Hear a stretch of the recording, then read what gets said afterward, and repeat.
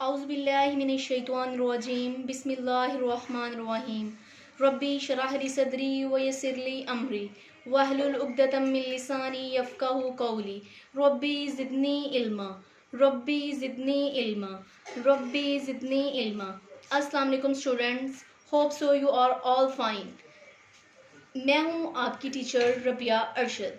तो आज हम अपने केमिस्ट्री के लेक्चर नंबर 1 में अपने सबक का नाम देखते हैं। सबसे पहले हमारे सबक का क्या नाम है? एटम की साख्त।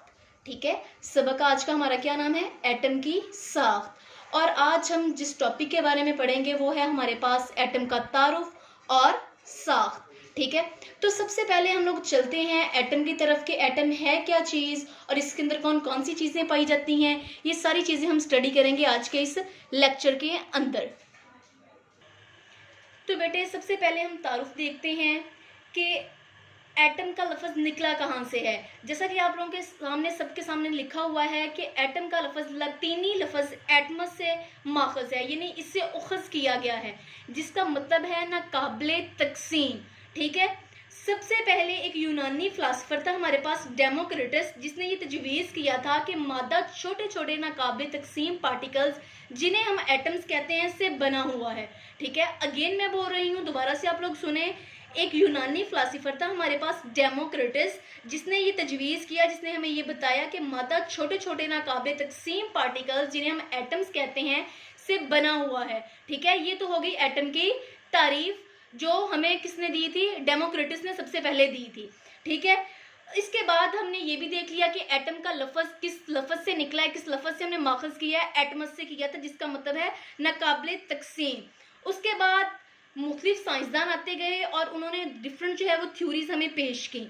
ठीक है, उन्होंने भी यही कहा कि एटम जो है वो नाकाबिल तकसीम पार्टिकल्स हैं। ठीक है, 19वीं सदी तक यही समझा जाता रहा कि एटम को हम मज़ीद जो है वो डिवाइड नहीं कर सकते। लेकिन जैसे ही 20वीं सदी हमारे पास स्टार्ट हुई तो उसमें हमने एटम की साख्त से मतलब कुछ जो है वो थ्योरीज देखनी है और कुछ तजर्बात जो है वो उसके ऊपर हुए थे, जो हम देखते हैं कि किस किस ने किया और कौन कौन से साइंटिस्ट थे।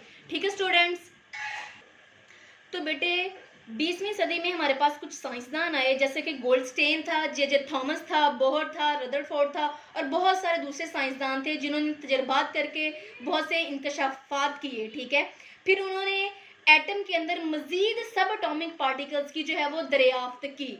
ठीक है, सबसे पहले तो आए हम लोग देखते हैं अपना स्ट्रक्चर। ठीक है, सबसे पहले आप लोगों के सामने बना हुआ है एटम का स्ट्रक्चर, तो हम स्टडी कर लेते हैं कि एटम के अंदर कौन कौन सी चीजें पाई जाती हैं। सबसे पहले अगर हम सेंटर में देखें तो बेटे सेंटर में हमारे पास न्यूक्लियस पाया जाता है। ठीक है, तो न्यूक्लियस जो है ये किसी भी एटम के सेंटर में मौजूद होता है। और न्यूक्लियस के अंदर कौन कौन सी चीजें होती हैं? न्यूक्लियस के अंदर प्रोटॉन पाए जाते हैं और न्यूट्रॉन पाए जाते हैं। ठीक है, फिर उसके गिर्द हमने ये मैदार में शेल्स बनाए हुए हैं। इन मैदार या शेल्स के अंदर कौन गर्दिश कर रहा है? इलेक्ट्रॉन गर्दिश कर रहे हैं।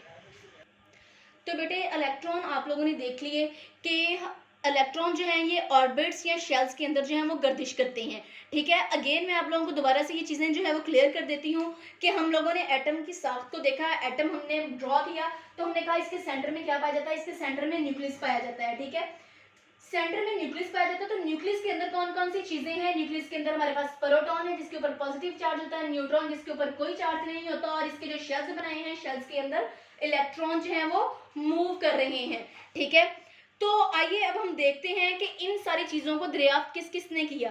ठीक है, सबसे पहले जो है हमने लिखा हुआ 1886 में गोल्डस्टाइन एक साइंसदान था जिसने प्रोटॉन को दरियाफ्त किया।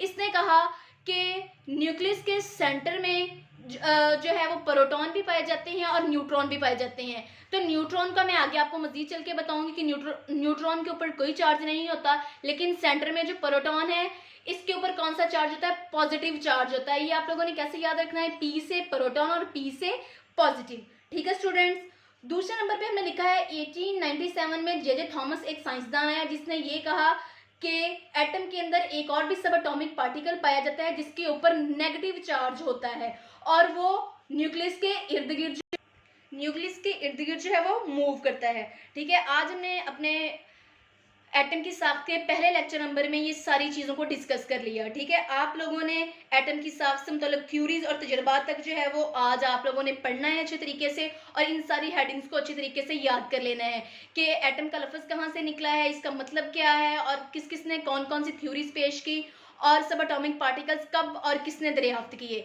तो उम्मीद करती हूँ आपको आज का लेक्चर अच्छे तरीके से समझ आया होगा। अल्लाह पाक आप लोगों का हामी और नासिर हो। अल्लाह हाफिज़।